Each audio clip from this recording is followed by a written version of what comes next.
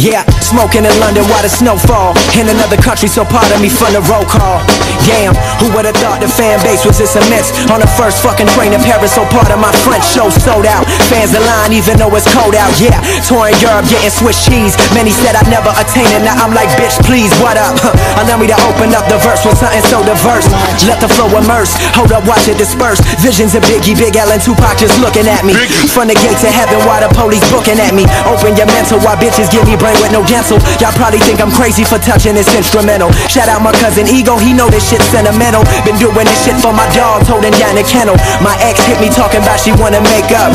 But on the real, I got no time for cover girls. Music is my main bitch, no time for other girls. I'm finna blow like Hiroshima, my demeanor get meaner. Watch me elevate to arenas. Me without the mic, that's like Martin without the Gina. Venus without Serena, now these thirsty bitches on the dick, we call that Aquafina. I used to bust tables till them tables turn. And everything I have obtained is everything I've earned. And everything I rap about is everything I've learned. So hopefully the listener can position a situation where they don't get burned.